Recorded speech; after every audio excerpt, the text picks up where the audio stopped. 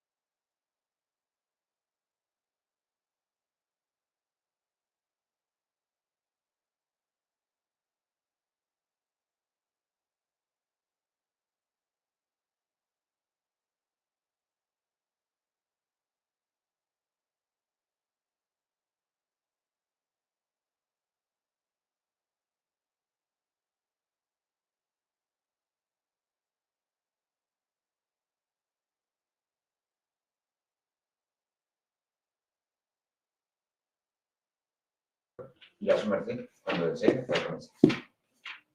Bueno, empezamos ya, ¿no? Un saludo para todas y todos. Estamos dentro del ciclo de conferencias del doctorado en Ciencias de la Educación de la Universidad Pedagógica y Tecnológica de Colombia, RUDE Colombia, y en este momento estamos en la sede del doctorado en Tunja. En sala estamos con estudiantado y profesorado de este doctorado y tenemos como invitado al doctor José Darío Herrera. Esta actividad es una actividad conjunta entre los seminarios de tesis de los diferentes niveles del doctorado. Entonces le damos una bienvenida también a todas las personas. Voy a pasar a presentar al doctor José Darío Herrera, que nos va a hacer la conferencia sobre investigación cualitativa en educación, y posteriormente, después de que termine de hablar, se hará un breve espacio para intervención del público en sala y del público en línea.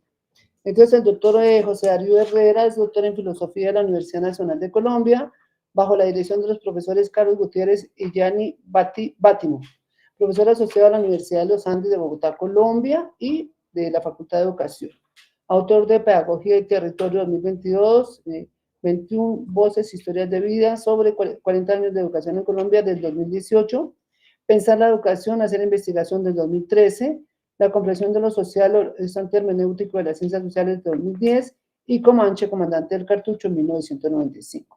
Sus campos de trabajo son la filosofía hermenéutica y su diálogo con las ciencias sociales, la pedagogía y su relación con la filosofía, práctica y la epistemología, y metodología de la investigación científica, particularmente los métodos cualitativos. El profesor José Darío Herrera ya nos viene acompañando desde hace unos años y le agradecemos de nuevo su presencia y su apoyo con este doctorado de la UPTC. Tiene usted la palabra. Muchísimas gracias, Celina, muchísimas gracias a Diana, a Nelsi por la invitación. Me siento como en mi casa. Hace muchos años que vengo a la UPTC. Saludo a la comunidad también del doctorado de RUDE Colombia. Voy a compartir con ustedes una presentación muy sencilla que hemos titulado Investigación Cualitativa en Educación para básicamente ver algunas diferencias que tiene la aplicación, por decirlo de alguna manera, de los métodos y del enfoque cualitativo en el campo propio de la educación. Generalmente pensamos que, y esta es una hipótesis muy vieja en la filosofía de la ciencia, y se conoce como el monismo metodológico, que un mismo método sirve para todas las ciencias.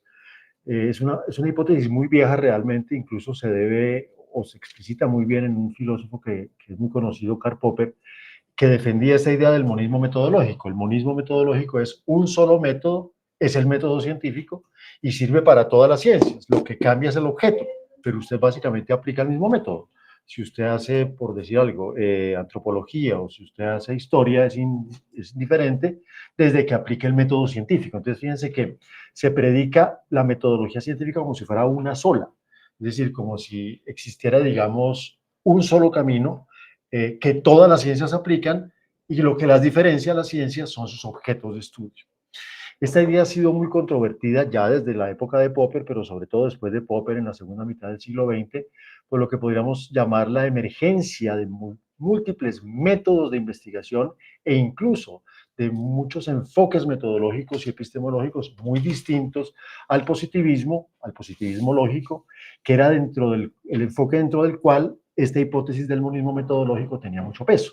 Es decir, el positivismo era muy afín a que solamente un método, el método científico, aquel que está fuertemente afincado en la observación y en la comprobación de lo que se plantea como hipótesis de investigación, se considera como conocimiento válido.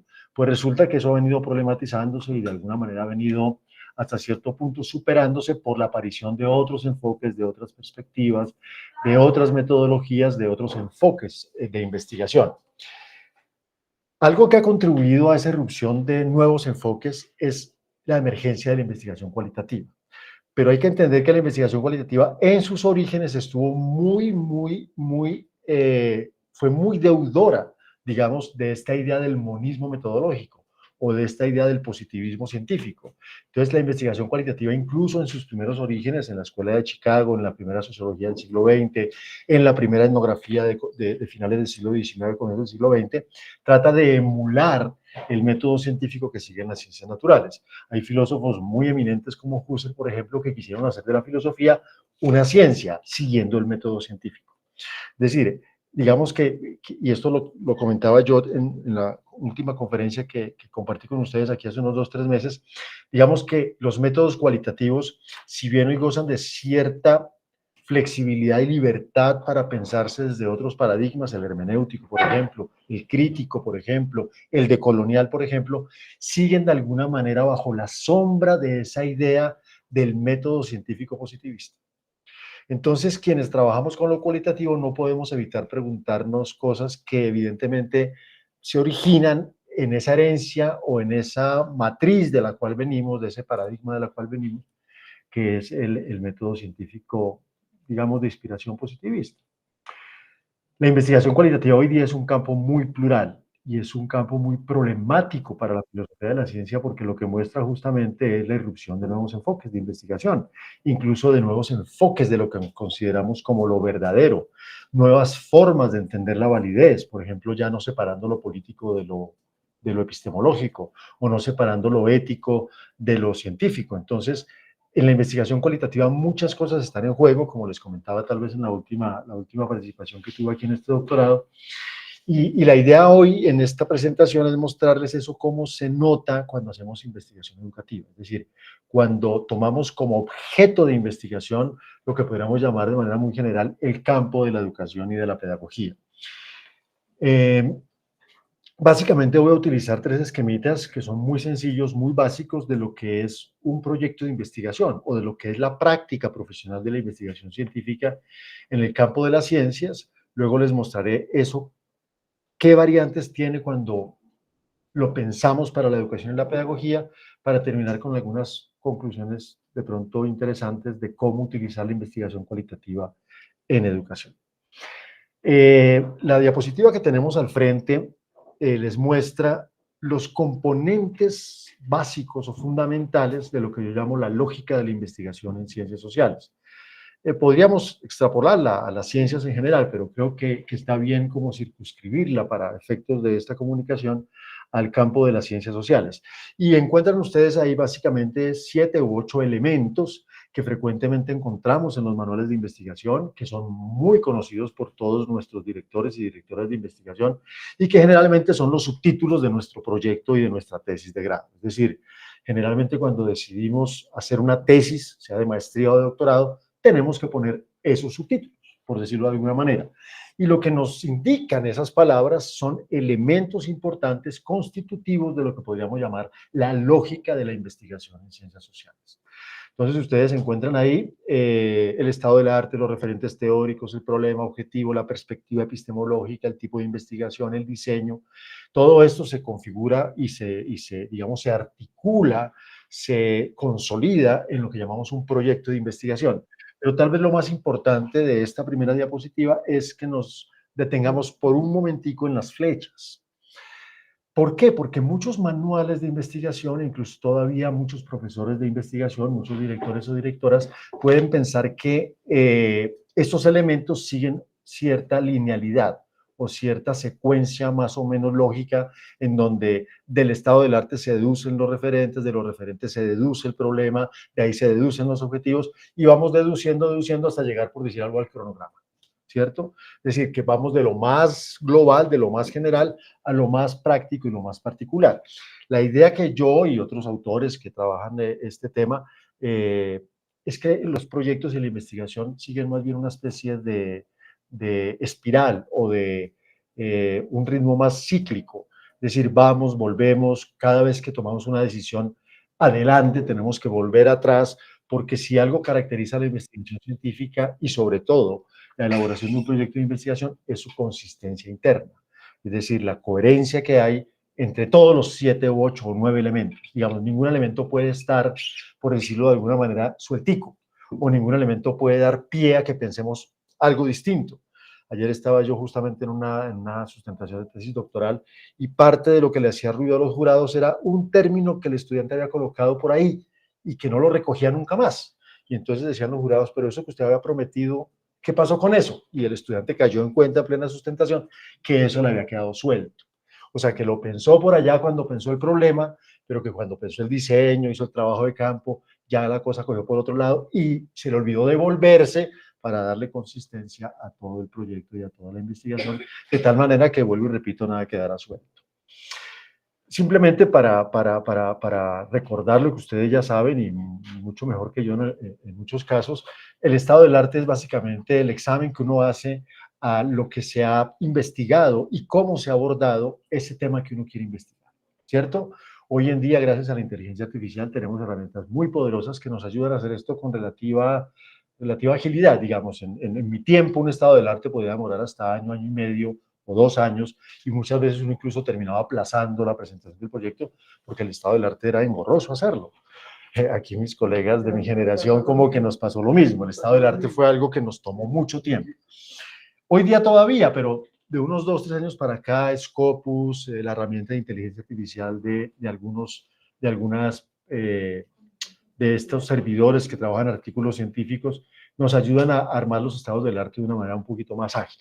Pero el estado del arte, vuelvo y repito, básicamente es examinar sobre eso que yo quiero investigar, qué se ha investigado y cómo se ha hecho, ¿cierto? Y poder dar cuenta de eso, incluso para poder plantear bien mi problema, ¿vale? Los referentes teóricos tienen que ver con lo que llamamos en filosofía de la ciencia básicamente la perspectiva conceptual o el arsenal conceptual con el que yo pienso mirar lo que quiero investigar. La novedad de muchos proyectos de investigación a veces radican en eso, en que puede ser que estemos investigando lo mismo que otros colegas, pero mi concepto con el que lo estoy viendo es distinto al de mis colegas, ¿no? O el arsenal conceptual con el que yo trabajo, o el referente conceptual con el que yo trabajo, es muy distinto a lo que se viene haciendo. Y muchas veces eso representa la novedad justamente en el campo, que uno propone un concepto que hasta ahora no ha sido trabajado para observar determinado fenómeno, ¿verdad? Esto es muy importante. Muchos fenómenos, por ejemplo, en educación y en ciencias sociales, hoy día se nutren de los conceptos que provienen, por ejemplo, del enfoque decolonial, o de los conceptos que provienen, por ejemplo, de las perspectivas feministas, o de los conceptos, hablábamos esta mañana, que provienen, por ejemplo, de la tradición del pensamiento complejo. Entonces, eso significa, puede ser que se esté observando el mismo fenómeno. Voy a tomar el ejemplo de esta mañana que lo tengo fresquito. La educación ambiental, sí, pero no ha sido abordada desde la perspectiva del pensamiento complejo, con el marco conceptual del pensamiento complejo. Esa es la novedad entonces de lo que se propone en ese tipo de investigación. Entonces, entre estado del arte y referente teórico, dicen ustedes cuenta, hay flechitas de ida y vuelta, porque en la medida en que uno va tomando decisiones en lo uno, tiene que ir también ajustando lo otro. En la medida en que uno toma decisiones sobre el referente teórico, tiene que devolverse a ver qué encuentra en el estado del arte con ese referente teórico que yo estoy decidiendo, y viceversa. Muchas veces, haciendo la revisión del estado del arte, es que yo puedo ver el concepto que me gusta, o el concepto más pertinente, o el concepto más relevante para lo que yo quiero investigar. Entonces, aquí la relación es muy dialéctica.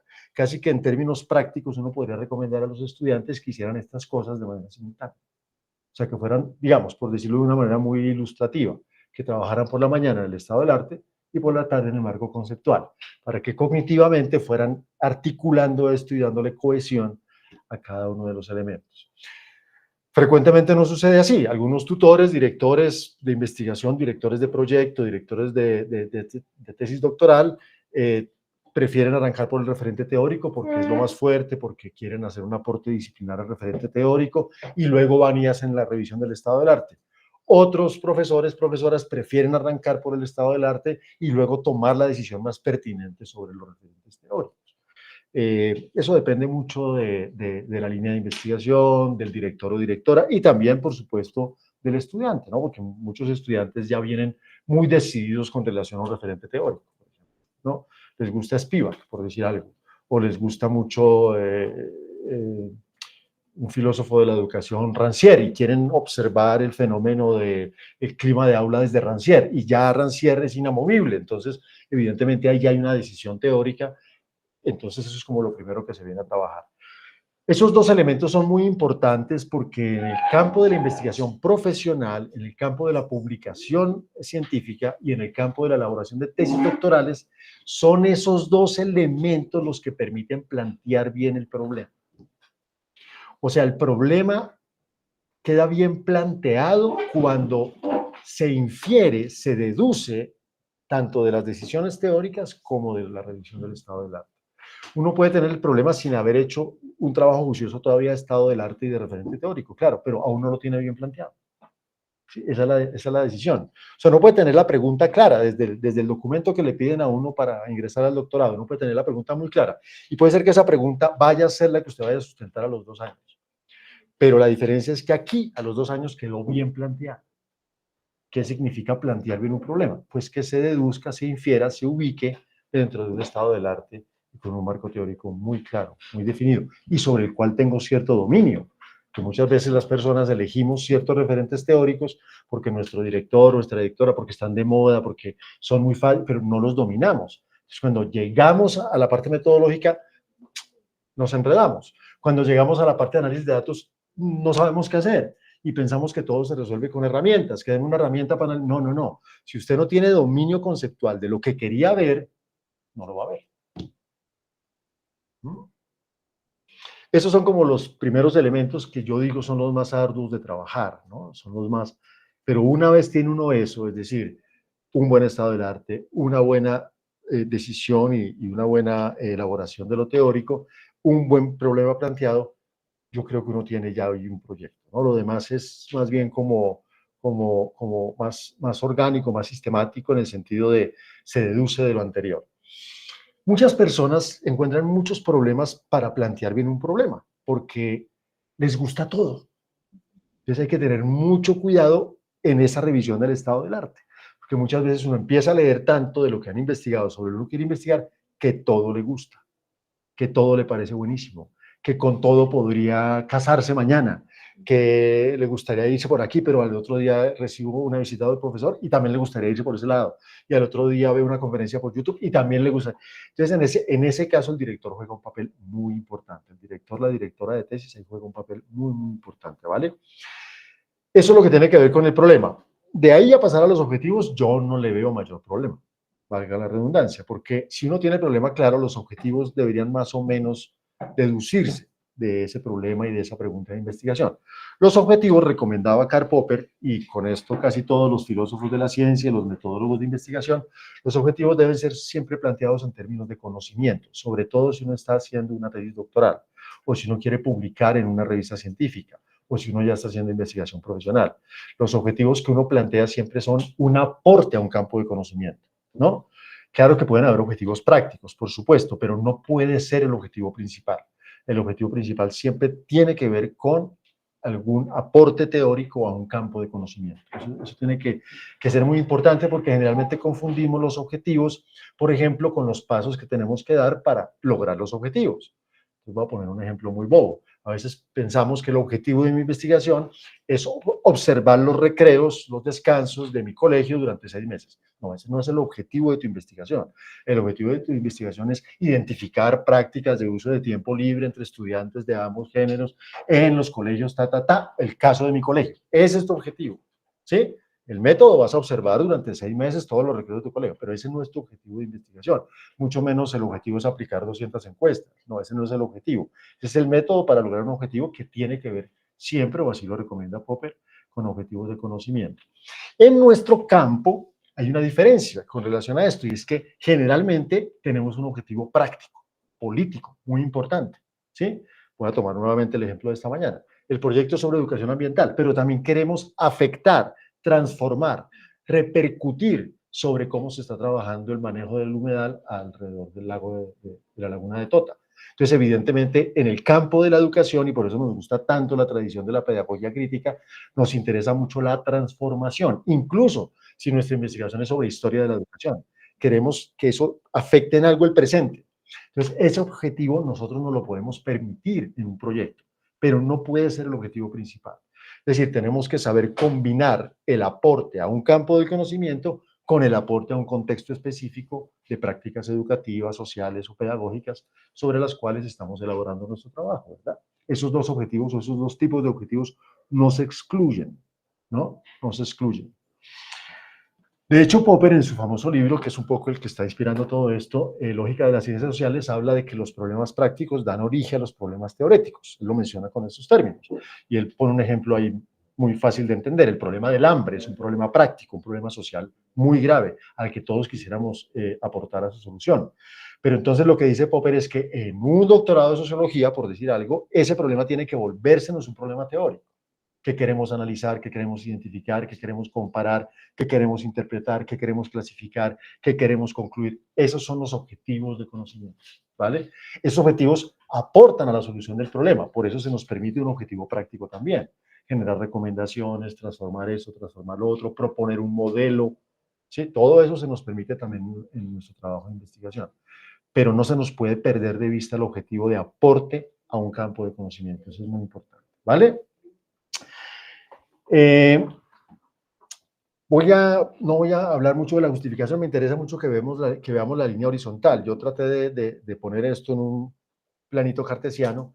Entonces, el eje vertical es lo que yo llamo lo sustantivo, o lo que llamamos generalmente lo sustantivo, y el eje horizontal es lo formal, ¿no? El eje horizontal tiene que ver con los lentes que no sustantivos, es decir, no con el marco conceptual, sino los lentes epistemológicos en un sentido más amplio con los que yo pienso abordar el problema.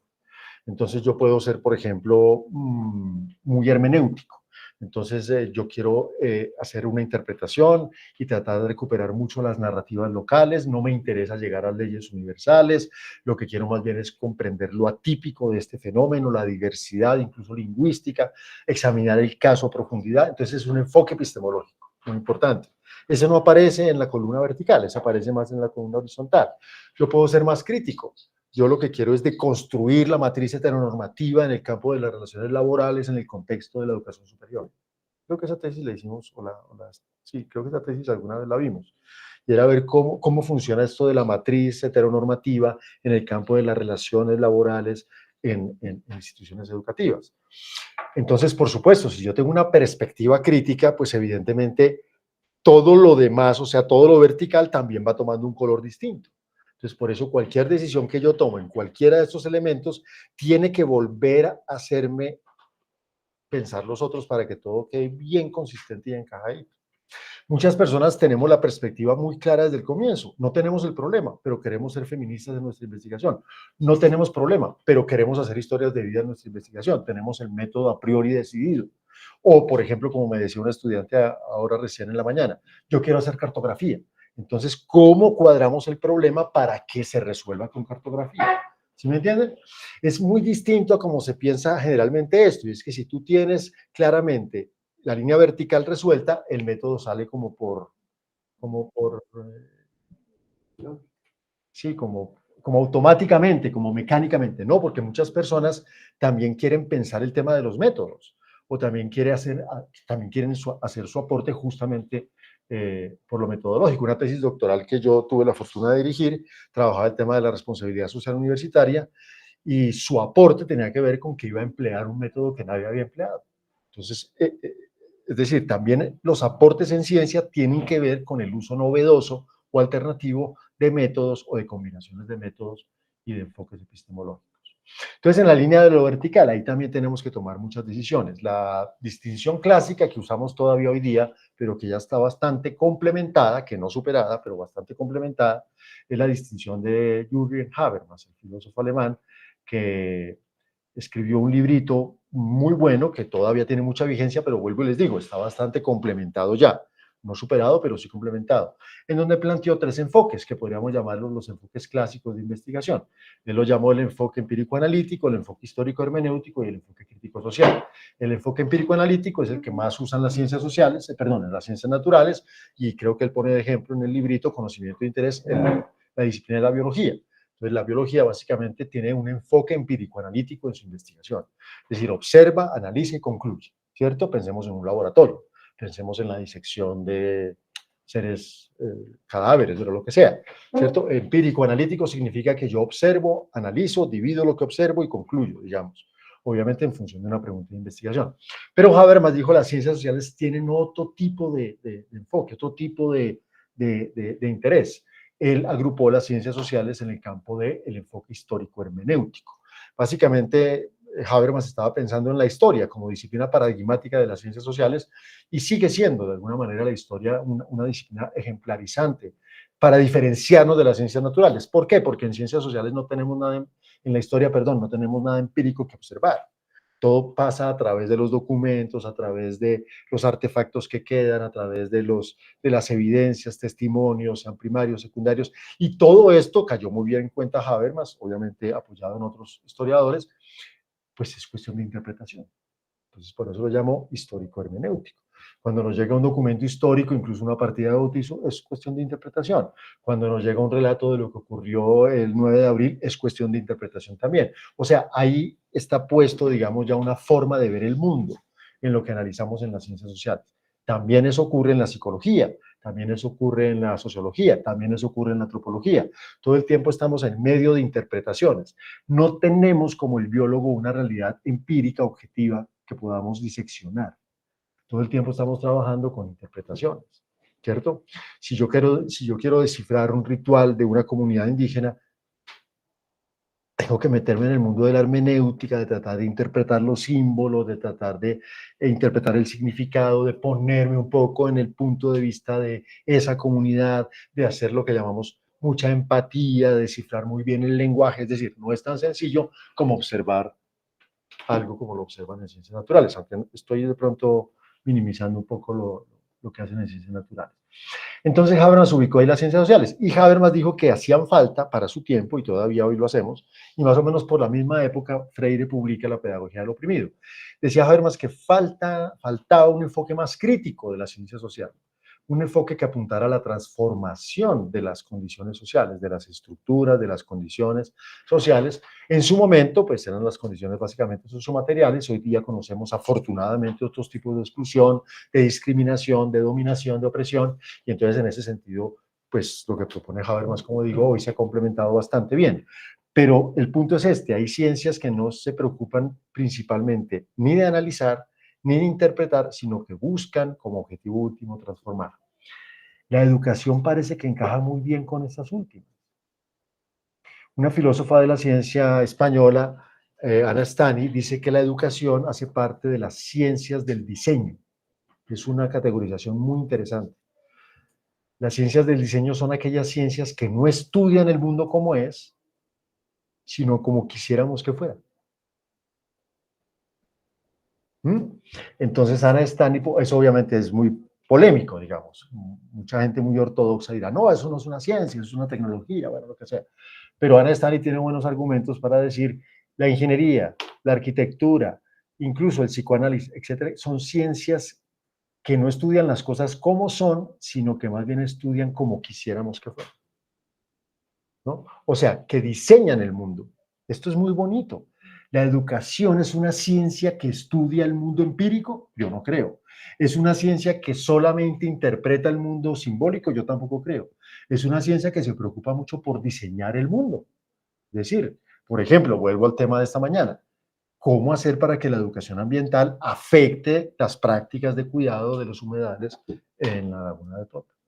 Entonces, muchas de nuestras preguntas de investigación tienen que ver con eso que llamamos o llamaban esta mañana la prospectiva, Es decir, casi que todas nuestras tesis doctorales y de maestría tienen un capitulito, aunque no lo nombren así, de recomendaciones, de hagamos esto, cojamos para allá, dejemos de hacer aquello, critiquemos esto, no toleremos aquello más, etcétera. Es decir, estamos pensando siempre en, diría Stani, diseñar el mundo, ¿no?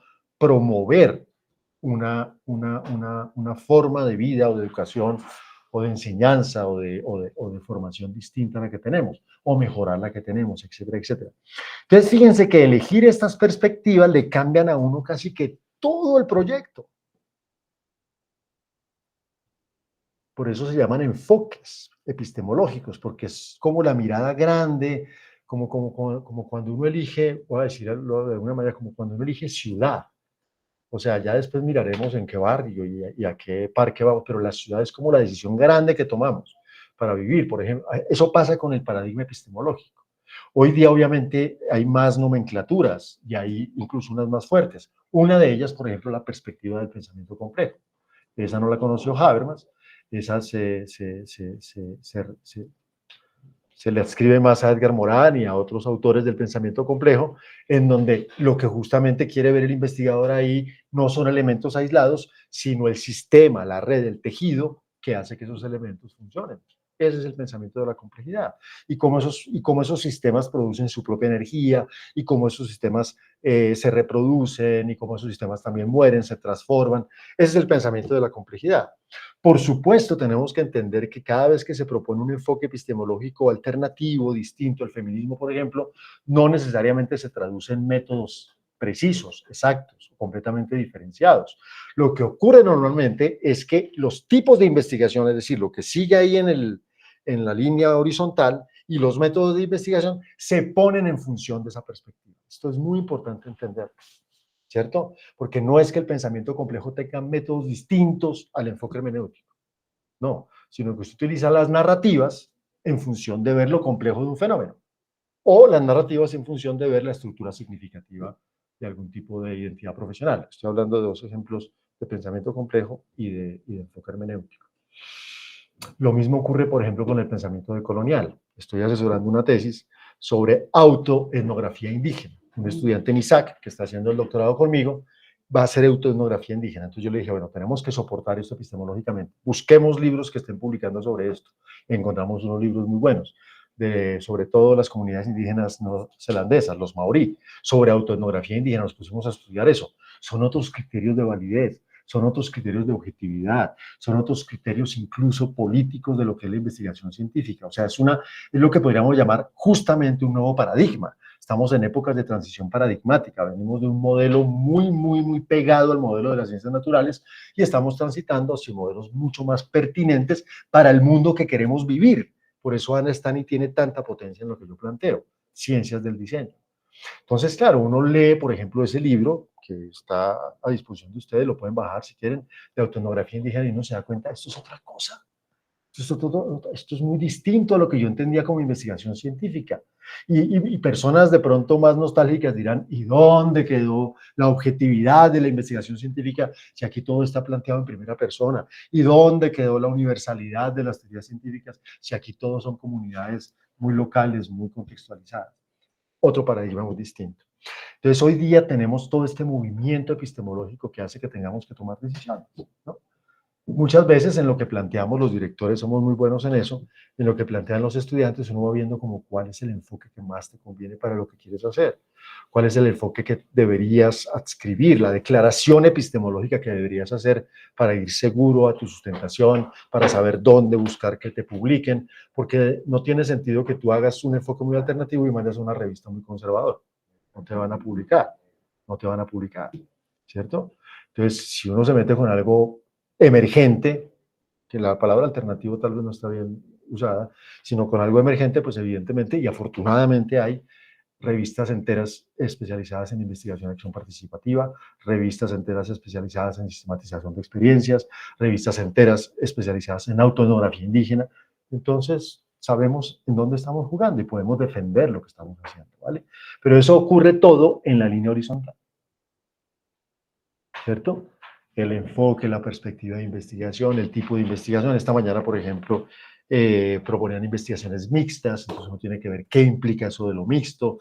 Hay mucha crítica a lo mixto, hay autores y autoras que dicen que lo mixto no queda bien hecho ni lo uno ni lo otro, ¿no? Entonces, mucha gente dice, yo por ejemplo, tiendo a ser de esos, que lo mixto está muy bien para grupos de investigación, en donde tú sabes hacer muy bien lo uno, tú haces hacer muy bien lo otro, y nos ponemos a armar el libro o el artículo. Pero otros dicen que sí, que es posible, y conozco personas que se han formado muy bien en lo uno y en lo otro, y que hacen muy bien lo uno y lo otro. Pero tomar una decisión, por ejemplo, con un enfoque mixto, no es fácil.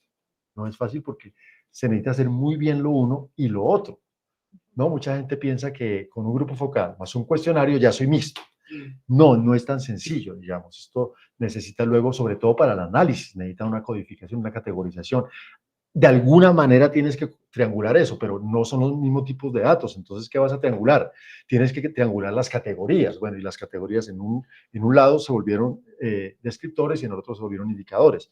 ¿Hiciste eso bien?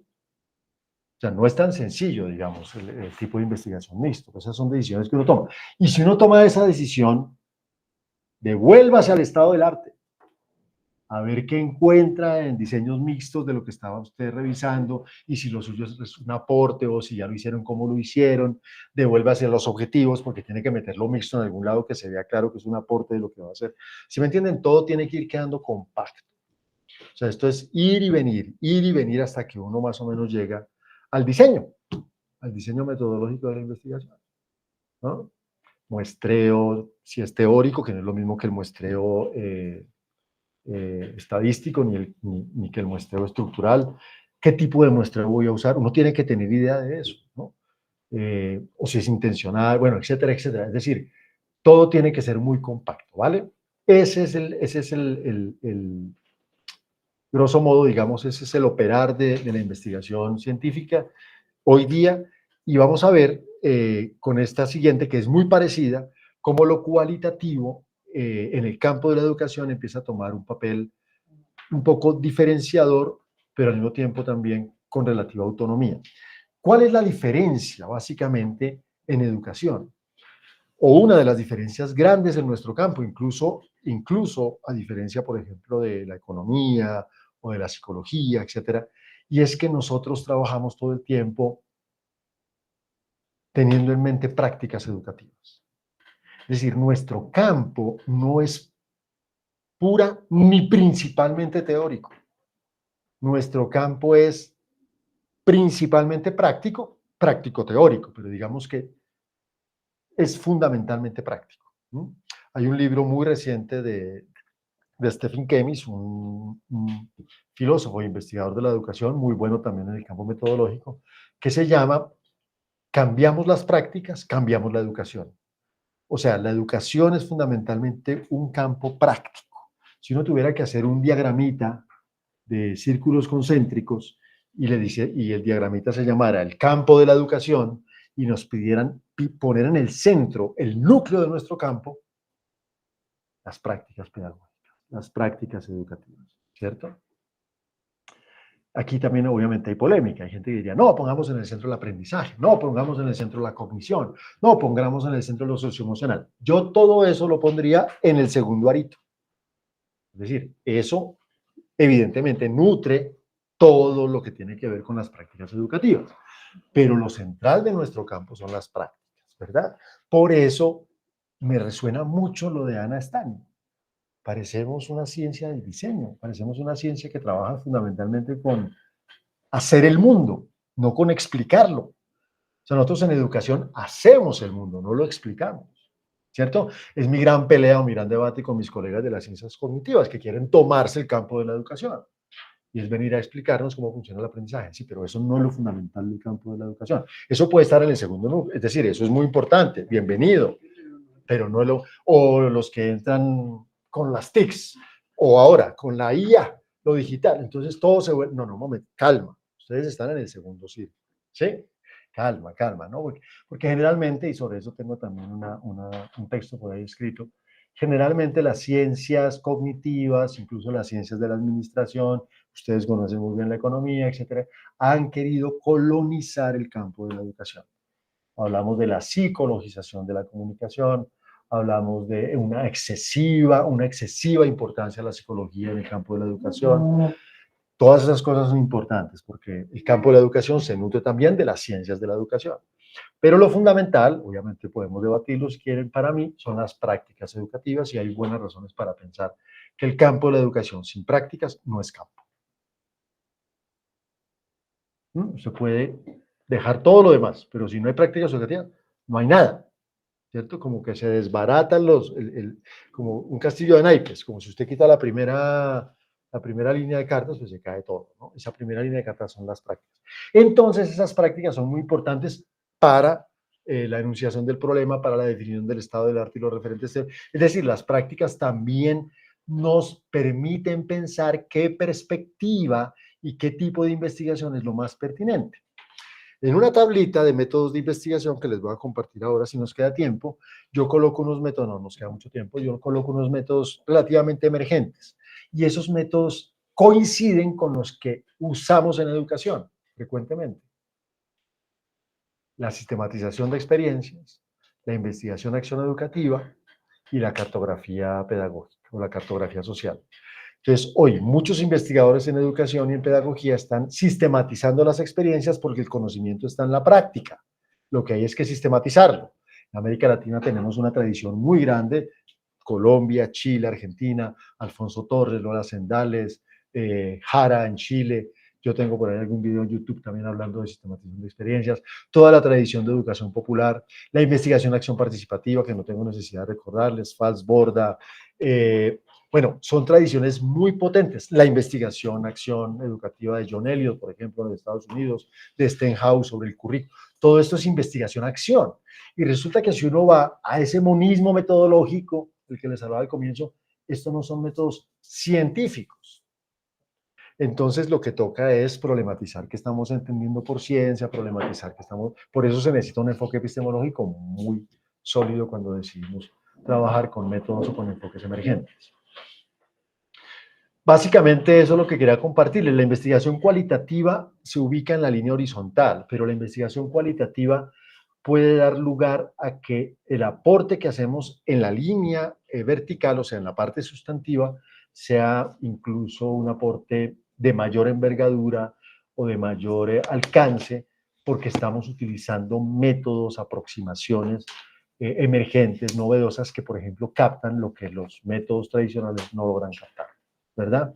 Una perspectiva decolonial, y con esto termino, por ejemplo, que insiste tanto en las voces que han quedado ocultadas, que han quedado silenciadas por la matriz occidental, pues evidentemente va a evidenciar cosas en la investigación que no se podrían evidenciar de otra manera, ¿no? Que no se podrían evidenciarse de otra manera, ¿no? La cartografía, que no necesita alfabetización para poder implementarse. Entonces es muy útil para ciertas poblaciones cuya voz justamente no ha quedado representada en los campos de conocimiento. Entonces usted puede trabajar cartografía con muchos grupos campesinos, etcétera, etcétera, en donde va a tener esas visiones de mundo que de otra manera difícilmente saldrían, ¿no? Entonces esas decisiones son las que terminan configurando los aportes que hacemos en investigación educativa. Hoy día, la conclusión que quiero dejarles un poco en mente es que la educación y la investigación que hacemos en educación está tomando un giro hacia la práctica pedagógica o hacia la práctica educativa. Tenemos unos 50 o 60 años, sobre eso también tengo algo por ahí presentado en otros espacios, 50 o 60 años de mucho aporte de las ciencias de la educación.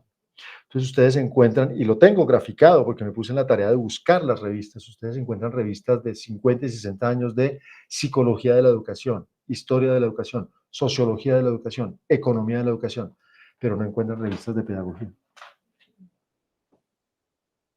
No encuentran revistas de práctica pedagógica, de prácticas educativas, de innovaciones educativas, no con esa antigüedad, no con esa, ¿sí me entienden? No con ese peso. Entonces uno, ¿qué concluye? Pues que este mundo de las prácticas, este mundo de lo que llaman Stani, el diseño del mundo. Hay una definición muy bonita de Keynes sobre la educación. Este autor australiano que me gusta mucho, Stephen Keynes, La educación básicamente, o la formación que hacemos nosotros, en la que nosotros vivimos trabajando todos los días, si es que somos profesores y profesoras, tienen que ver con un mejor mundo en el cual queremos vivir. O sea, no solamente queremos volverlo a usted ingeniero, sino que además queremos un mejor mundo en el que su ingeniería pueda transformar cosas. Entonces eso tiene que ver mucho con la dimensión ética y política de la práctica, con lo que Anna Stani llama las ciencias del diseño. Ahí los métodos cualitativos tienen mucho que decir, mucho que aportar, ¿cierto? Siempre y cuando nos zafemos un poquito de esa tradición positivista o de ese monismo metodológico o de esa visión de ciencia muy ortodoxa y muy canónica que tal vez ya no encaja tan bien para lo que queremos hacer, ¿no? No sé si tengan alguna pregunta sobre esto, que es como la primera parte de nuestra sesión, y luego nos dedicamos a escuchar a dos de nuestros estudiantes y sus inquietudes doctorales. Bueno, muchas gracias, doctor Day Herrera.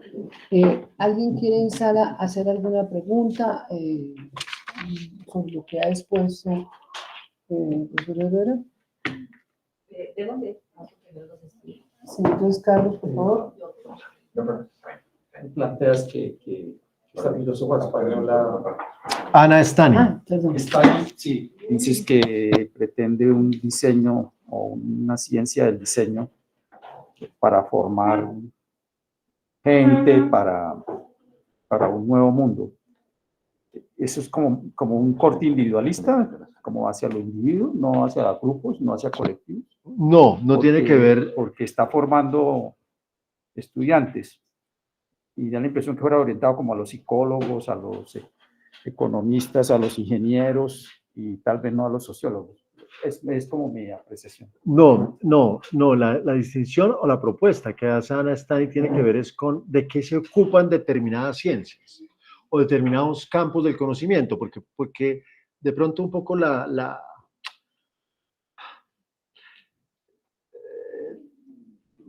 inquietud, digamos, más profunda que le sugiere a uno es si las profesiones como la arquitectura o la ingeniería o la pedagogía son ciencias, que esa inquietud la tenemos en nuestro campo hace mucho tiempo, si la pedagogía es una ciencia o no es una ciencia. Anna Stani lo resuelve de una manera, para mi modo de ver las cosas, muy satisfactoria. Ella dice, hay ciencias que se ocupan de explicar el mundo como es, ¿sí? Entonces pensemos, por ejemplo, en la geografía. O pensemos, por ejemplo, en la antropología. Y hay ciencias que se ocupan no de explicar el mundo como es, sino de diseñar el mundo como quisiéramos que fuera. Y entonces ahí agrupa la arquitectura, la ingeniería y mete a la educación. Entonces la educación vendría a ser una ciencia cuyo objetivo no es explicar el mundo como es, sino diseñar el mundo como queremos que sea.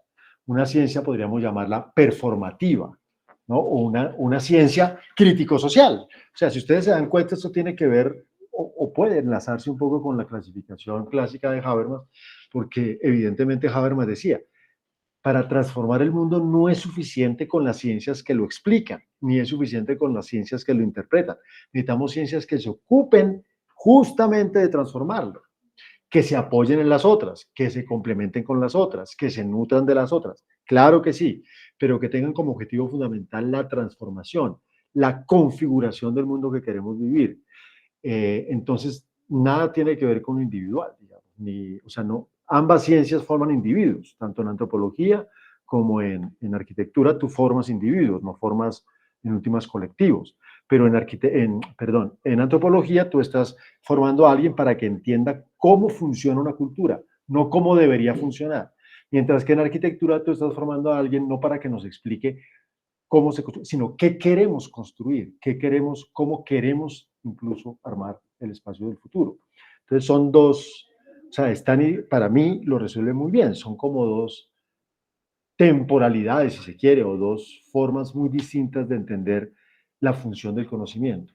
O tú dedicas a explicar lo que existe, o te dedicas a transformar lo que queremos que ocurra. Ahora, esto no se opone. Muchas veces necesitamos saber cómo funciona algo para poder rediseñarlo, ¿no? Entonces estas dos cosas no se oponen, pero lo que me llama la atención y lo que es muy provocador es que Ana Stani ubique a la ciencia en las ciencias del diseño, a la educación, perdón, en las ciencias del diseño. Bueno, gracias. ¿Alguien más, estudiantes, quieren intervenir y preguntar? Sonia. Pues, tal vez no es una pregunta, pero sí encuentro una relación ahí con algo que se habla mucho, que es la vocación del maestro. ¿En qué sentido? ¿En lo del diseño del mundo? Claro. Claro. Porque ahí como que se diferencia y uno lo, bueno, caigo en el error del juicio de valor, pero uno ve que cuando hay un maestro que quiere que sea mejor, pone todo su empeño en que, por ejemplo, su proyecto del English Day salga muy bien.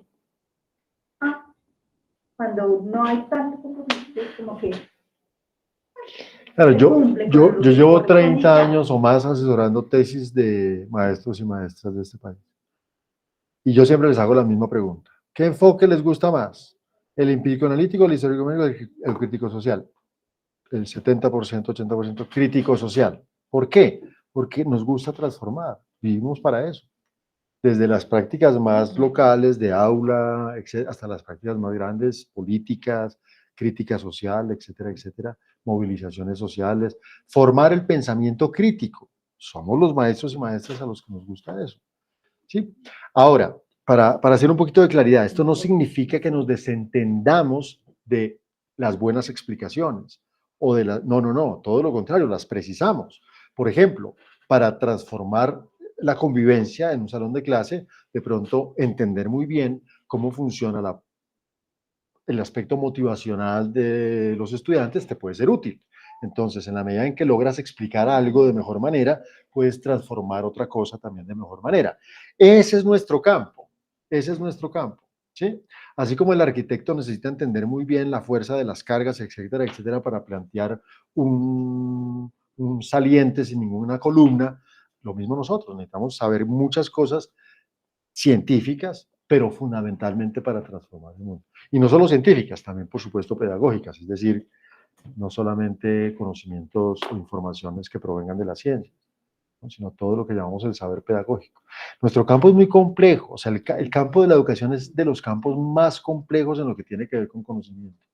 O sea, es increíble. Yo la otra vez me puse a hacer la lista de líneas de investigación de los doctorados en educación de América Latina. Bueno, yo no, una investigación que yo dirigí. Es enorme. O sea, hay de todo. O sea, es vastísimo nuestro campo. Vastísimo. Desde educación ejecutiva hasta educación popular, crítica, feminista. Es decir, nuestro campo es enorme y todas las disciplinas casi que tienen una aplicación, un uso, una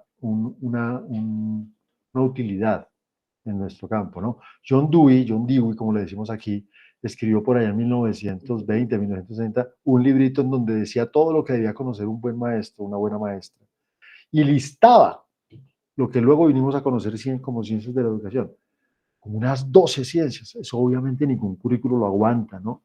Él incluía el psicoanálisis, ¿no? Hasta la economía, pasando por la administración, obviamente la historia de la sociología. O sea, teníamos que conocer de todo para ser un buen profesor. Es un poco el origen de las famosas ciencias de la educación. Entonces, nuestro campo es enorme, enorme. Pero insisto yo, y esa es mi propuesta, en el centro está la práctica educativa. ¿Sí? Porque a veces nos perdemos. Pensamos que lo fundamental es la psicología educativa. No. Que lo fundamental es la sociología crítica. No. Están en el segundo arito. Es decir, son muy importantes. ¿Sí? Pero no son lo fundamental. Dentro de esa práctica, la relación.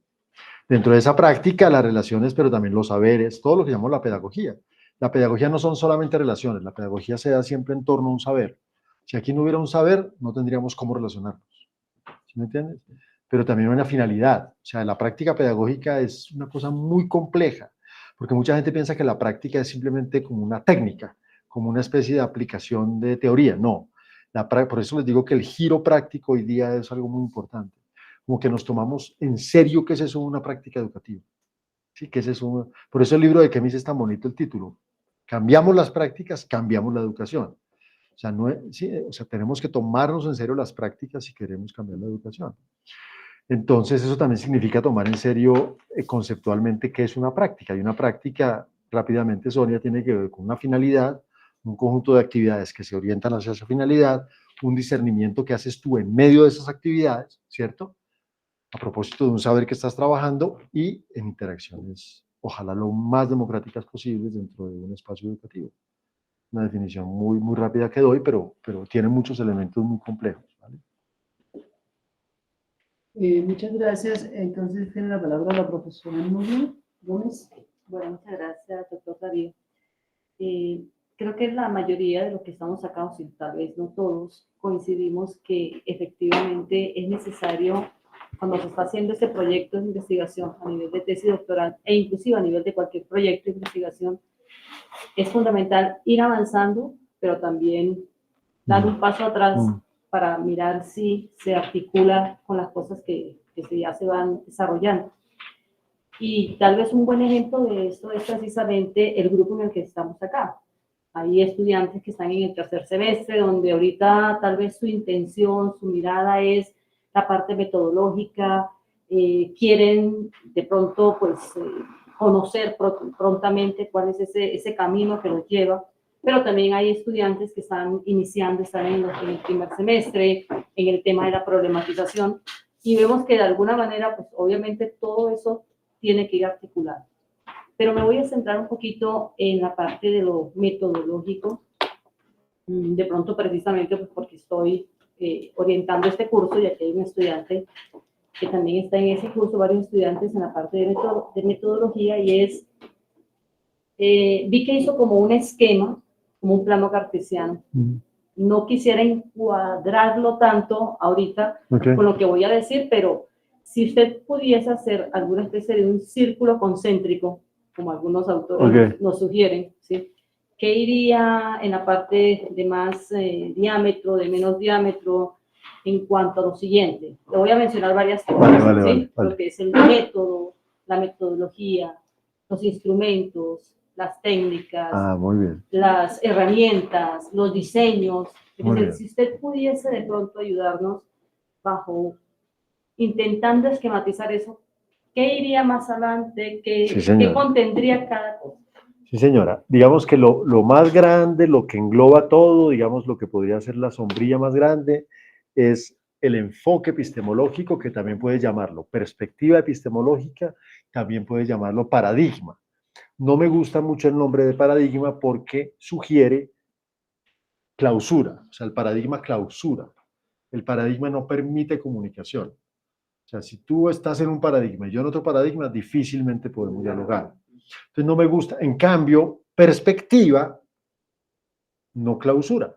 Si tú tienes una perspectiva y yo tengo otra, igual podemos hablar, podemos conversar, podemos complementarnos, puedo reconocerte puntos positivos, tú me los reconoces a mí.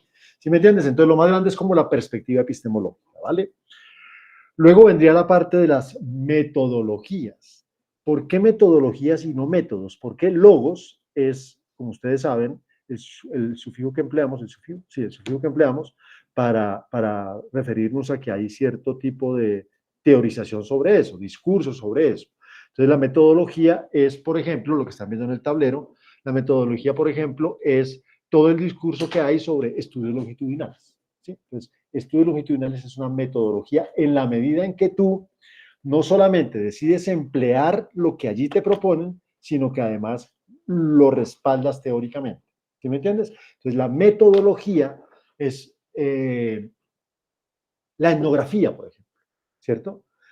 Ahora, la etnografía, el término etnografía puede utilizarse sin el logos, o sea, sin todo el respaldo argumentativo del método. ¿Sí me entienden lo que significa metodología? O sea, metodología es como cuando tú tienes que escribir en tu tesis por qué vas a emplear estudio de caso. Entonces, tienes que respaldarte en Stake, tienes que respaldarte en Gin, tienes que respaldarte en si es intrínseco, atípico o multicasos, y todo eso lo tienes que justificar epistemológicamente. Entonces, esa es la metodología. El método ya es lo más operativo.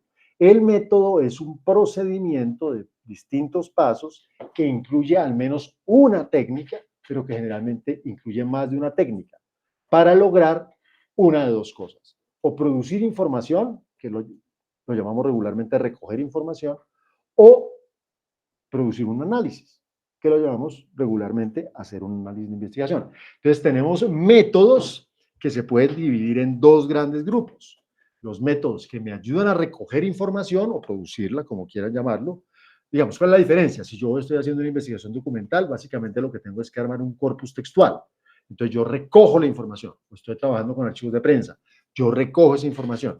Si yo estoy haciendo grupos focales, yo produzco la información, porque yo tengo que hacer una cosa que se llama grupo focal, invitar 7, 8 personas, sentarme yo, hacer un círculo, darles un consentimiento informado, saludarlos, tal, y producir una información. O sea, hacer unas preguntas, que la gente me responda, repreguntarles. Es decir, yo estoy produciendo, una gente dice recogiendo, pero si no fuera por mis preguntas no hay nada que recoger, ¿no?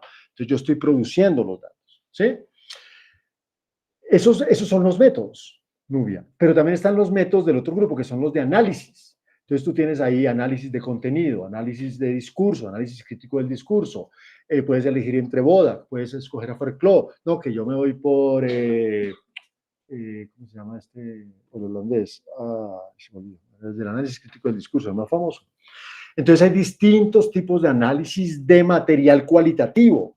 Hay análisis de gestual, hay análisis corporal, hay análisis proxémico. Los historiadores están trabajando con semiótica de la arquitectura, con semiótica, o sea, hay una cantidad de métodos para analizar información increíble. Nubia. Los más conocidos, la teoría fundamentada, ¿sí? La codificación abierta, la codificación axial, la codificación teórica, la inducción analítica, la genealogía, la arqueología textual, todos estos son métodos de análisis. Entonces tú tienes que elegir con qué métodos vas a producir la información y con qué métodos vas a analizar la información dentro de una metodología. ¿Sí? Entonces estás haciendo el círculo, yo me lo estoy imaginando. ¿Sí? Entonces, estamos... Claro, y luego me mandas la imagen, porfa, sí, y ponemos ahí coautoría. Podemos publicar algo. Podemos publicar algo, ¿vale? Ahí están los métodos, ¿vale? Ahí entonces tú puedes tener un diseño metodológico mixto, ¿sí? O puedes tener un diseño metodológico de estudios de caso que utiliza técnicas mixtas, que es distinto. ¿Sí me entiendes? Dentro de los métodos están las técnicas. Las técnicas no son el conjunto de procedimientos para producir, no. La técnica es lo más instrumental, digamos lo visible. ¿Cómo es su nombre? Fernando. ¿Qué está haciendo Fernando? Fernando está haciendo una entrevista. Esa es la técnica. ¿Sí? Porque uno va, pasa y efectivamente Fernando está entrevistando a Sonia. ¿Sí? O por Zoom. No, estoy entrevistando a una de mis fuentes. Ella está en ese momento en la técnica, ¿me entiendes? La técnica, como su nombre lo indica, es lo más instrumental, lo más operativo, ¿sí? Lo práctico, digamos, de... Entonces, la técnica, ¿cuáles son las más comunes de investigación cualitativa? Yo siempre las agrupo como en 3 o 4 grupos. La más antigua, digamos, por edad, ¿sí? Es lo que llamamos la observación participante. O sea, en investigación cualitativa, el método más viejo, el clásico, es la etnografía, ¿sí? Entonces, ¿cuál es la técnica de la etnografía? La observación participante. Observar. Eso es lo más típico cualitativo. Cuando uno dice, voy a observar clases, listo, voy a observar el recreo, listo. Yo dirigí una tesis hace muchos años de observar las izadas de bandera, una tesis bellísima, cómo funcionaba ahí todo, bueno, las dominaciones culturales, todo eso, cómo funcionaba, así, las izadas de bandera. Entonces, ¿qué está haciendo Sonia esta semana? Está haciendo trabajo de campo. Y uno normalmente dice, está observando. ¿Qué está observando? ¿Sí? Está observando recreos, está observando comportamientos en las izadas de bandera, está observando clases. Hay unos métodos de observación de clase muy potentes. El método de Chemis es muy potente. El método de clase es muy potente. Hay muchos métodos de observación de clase muy potentes. Hay unos que exigen incluso tener cámara detrás del profesor, bueno, 2 y 3 observadores para triangular, o sea, hay métodos de observación muy potentes. Pero esta es una técnica, ¿vale? Que están en función de una metodología o de un método más grande, ¿vale? De un método y una metodología para seguir el orden y no despistar. Lo otro son las famosas entrevistas, o sea, nosotros los cualitativos vivimos de ver y escuchar, ver y escuchar. Observamos y escuchamos. Y también leemos, pero básicamente observamos, escuchamos y leemos. Observamos, escuchamos. Rara vez medimos, para eso necesitamos otra gente. Por eso me cuesta tanto pensar que alguien pueda ser bueno haciendo mixto. Porque medir no es fácil. Uno piensa que medir es, hago una encuesta. No, es que hacer una encuesta es una complejidad dura. ¿Qué tipo de estadística va a ser? ¿Cómo logra diferenciar esas variables? Es decir, no es fácil, las escalas, las preguntas. Una encuesta tiene mucha complejidad. Entonces nosotros, vuelvo a lo cualitativo, Nubia, nosotros observamos, escuchamos y leemos. Entonces, ¿qué escuchamos? Pues hacemos generalmente entrevistas no estructuradas, porque la entrevista estructurada se parece mucho a lo que hace el cuestionario. La entrevista estructurada generalmente casi que tiene respuesta cerrada. Sí, no, a veces la gente le mete algún tipo de escalas, entonces se parece mucho a un cuestionario, ¿sí? De los que usan las encuestas. Pero bueno, hay entrevistas estructuradas como bien hechas, que tienen respuesta abierta, ¿vale? Pero generalmente la respuesta abierta me sugiere a mí una entrevista semiestructurada, ¿sí? Una entrevista semiestructurada es aquella donde tú llevas los tópicos sobre los que quieres investigar, pero no sabes exactamente cómo va a ser la pregunta, porque eso depende de tu interlocutor. Tú sabes sobre qué estás preguntando, pero no llevas la pregunta escrita, digamos, ¿no?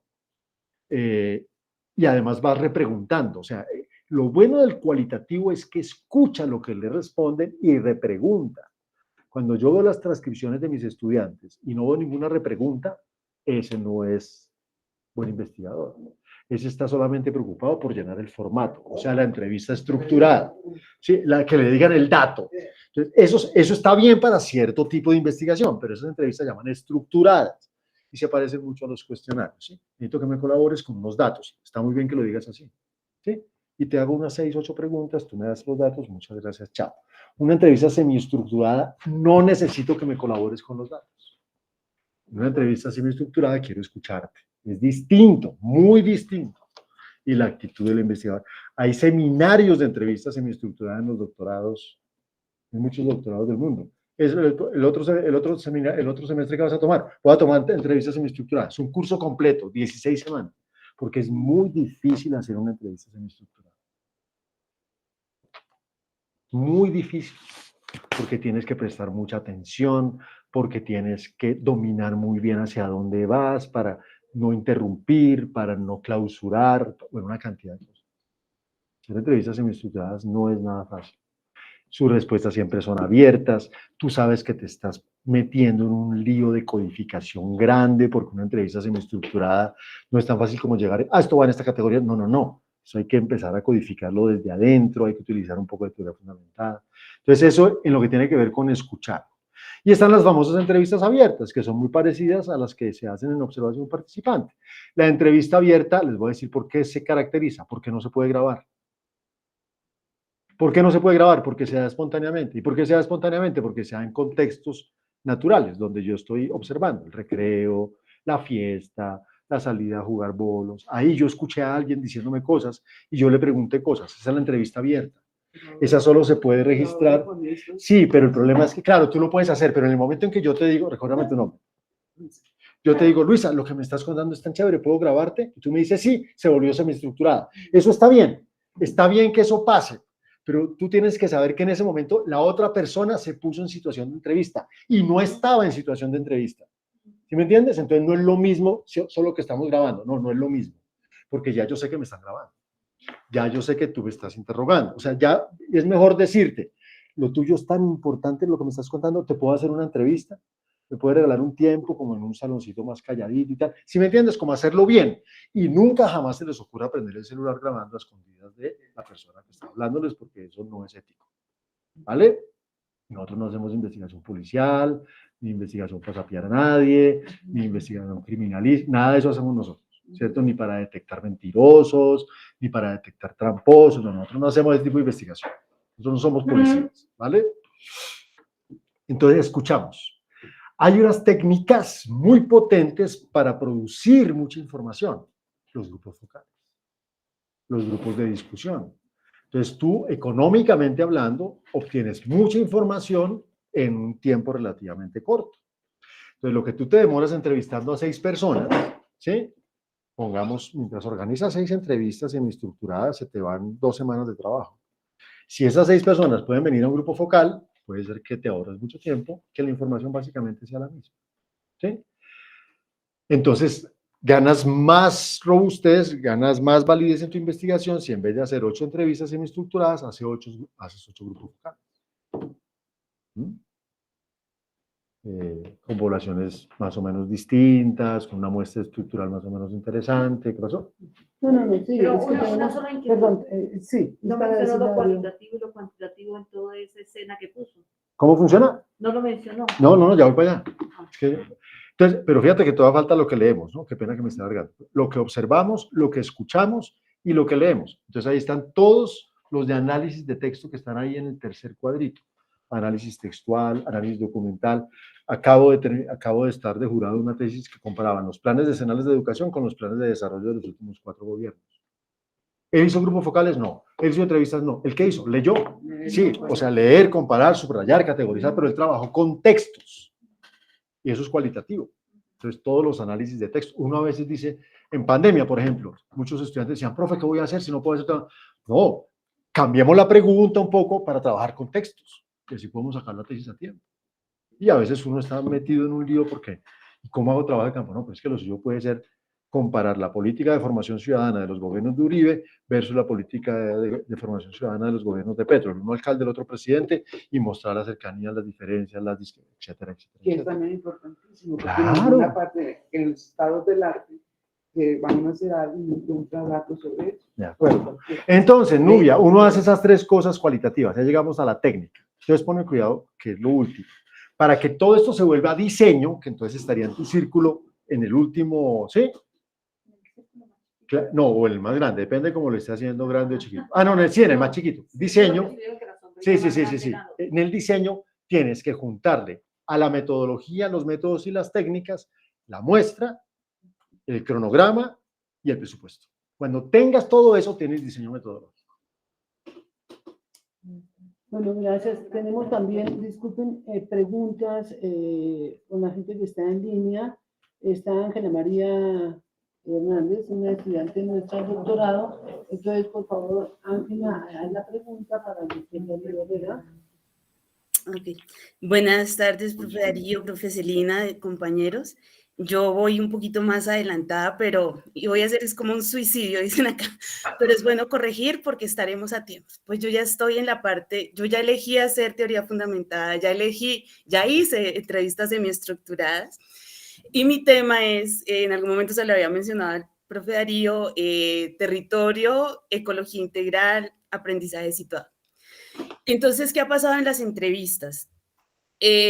Pues hay una parte que es con estudiantes activos, pero hay otra parte muy interesante que es con estudiantes graduados son estudiantes de mi institución, es una institución rural, y llevo ya casi 12 años en la misma institución, entonces yo cogí de cada promoción algunos que estuvieran relacionados, pues que hayan enfocado su proyecto de vida hacia algo ambiental, hacia algo también de salud, hacia las ciencias. Entonces, bueno, profe, cosas que he observado, ¿no? Una es que cuando paras la grabación, pues los chicos sienten confianza y todo esto, y a veces salen cosas muy dramáticas, por decirlo así, de historias de vida, de violencias, de cosas, que eso pues lo voy registrando paralelamente en notas de campo, pero obviamente eso no va a entrar porque no quedó, o sea, no es parte de la grabación porque son cosas delicadas, ¿no? Entonces, en algún momento, cómo hacer como el uso debido pues, de esa información, pero que de todas maneras también visibiliza pues, lo que está pasando en el territorio. Eso sería como mi pregunta, profe, y mirar, pues eso, si hay que hacer correctivos, pues sería muy bueno. Es muy frecuente, Ángela, que una vez termines la entrevista, el grupo focal, la cartografía, las personas te sigan contando cosas sobre el tema que estás investigando, es decir, información relevante para lo que estás investigando. Y suele también ser muy frecuente que ese tipo de información es delicada, ¿cierto? O sea, yo, por ejemplo, en un tiempo que investigué sobre representaciones sociales de la solidaridad en Colombia, yo hacía grupos focales y apagaba la grabadora y nos parábamos y se me acercaba siempre alguien a contarme una historia pero muy triste, trágica, etcétera, que tenía que ver con el imaginario de solidaridad. Es decir, esa información me era muy útil. Entonces, ¿qué hacía yo? Pues en el diario de campo colocar la información, pero no el caso. ¿Sí me entiendes? O sea, Sí. el tema que tú investigas no tiene que ver con casos particulares, sino con lo que está presente en esos casos. Entonces tienes que tener, y lo tienes, Ángela, porque cuando tú registras en el diario de campo lo que esta persona te contó, que es un caso muy delicado, incluso de acoso, de abuso, etcétera, etcétera, de maltrato, entonces tú colocas, digamos, la información relativa pertinente para tu problema de investigación, pero tú en tu proyecto no vas a dar cuenta de casos, ¿vale? Ok. Ah, ok. Sí, sí, pero y si aún tienes que citar tu diario de campo, que lo puedes hacer, o sea, no porque no quede grabado no se puede citar, porque tú también puedes citar tu diario de campo, eso también tiene mucha validez en investigación cualitativa. Si por alguna razón tuvieras que citar el caso, tienes que anonimizar la persona, Ah, la total, sí, institución, claro. o Sí, sea, sí, sí. no puedes escribir nada que ponga en riesgo a esta persona, absolutamente nada que ponga en riesgo a esta persona, porque eso es una falta de ética muy grave, ¿vale? Claro, claro. Y eso es muy distinto, Ángela, pero tú lo sabes mejor que yo, a que si uno como investigador tiene información que tiene que derivar hacia algún tipo de autoridad institucional o local o municipal, hay que hacerlo. Ok.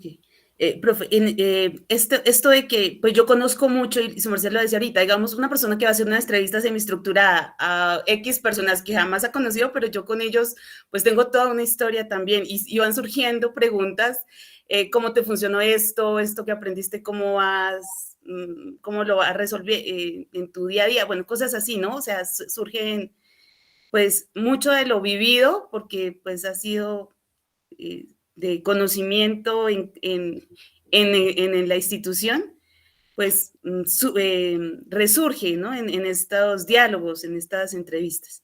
¿Y esa información es relevante para tu pregunta de investigación? Eh, pues trato de enfocarlo en que sí. No, pero si tienes que hacer mucha fuerza para enfocarlo, no. Ok. Sí, porque Okay. eso es violentar el dato. ¿Sí? Ah, ok, Eso ok, lo llamamos violencia simbólica, y es que yo le doy, o sea, digamos que exprimo, o sea, arrugo tanto el dato para que me diga algo que no está diciendo, no. Ok, Eso no. ¿Vale?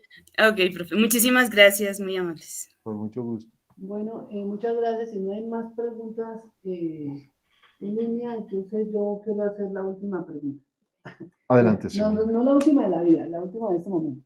No, es de cuando Darío hablaba de todos los enfoques, y digamos, de los enfoques emergentes, y es claro, pues, que cada cual tiene, digamos, como definir o decidir un enfoque, o hay una primacía de un enfoque. La pregunta es si a esos enfoques, por ejemplo, los llamados emergentes, hay unos enfoques, voy a dar un ejemplo concreto, un enfoque feminista, y hay otro enfoque colonial, o sea, se puede, digamos, vincular, digamos, o relacionar estos enfoques estableciendo como una especie de primacía y otros enfoques que uno diría como subyacentes o igual importantes, pero como que no es el prioritario para mí. Sí, pero te voy a recomendar lo siguiente. El enfoque prioritario se puede nutrir de elementos de otros enfoques, pero utiliza esa forma de conectarlos. No dos enfoques, porque ahí es muy difícil, ¿sabes? Se puede, pero es complicado justamente porque son dos enfoques, es decir, como que si tú los juntas como que ya perdiste foco. Entonces, no, lo tuyo es el feminismo, por ejemplo, pero me nutro de algunos elementos del enfoque colonial, ¿sí? Que pongo en función del feminismo, ¿sí? O viceversa, ¿sí me entiendes? Y ese tipo de cosas son muy potentes hoy día, muy, muy potentes, porque evidentemente todos los enfoques tienen cosas que combinadas son espectaculares, pero desde el punto de vista, digamos, epistemológico, hablar de combinar enfoques no es como que corres mucho riesgo de perder enfoque, o de perder foco, ¿sí me entiendes?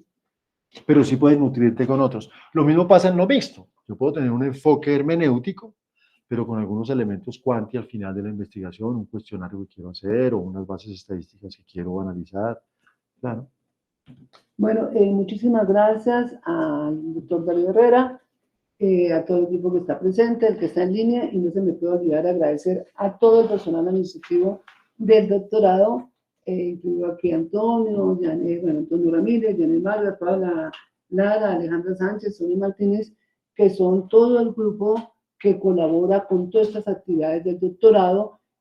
Por el día de hoy, ¿sí? Damos por cerrado estas actividades, estamos desde las 8 en este ciclo de conferencias, y les estaremos invitando a unos próximos ciclos, y por ahora entonces nos despedimos y nos quedamos con las personas que están en sala, sobre todo, digamos, priorizando, por supuesto, al estudiantado que va directamente a conversar con Darío. Muchas gracias y hasta luego también a las personas que están en línea.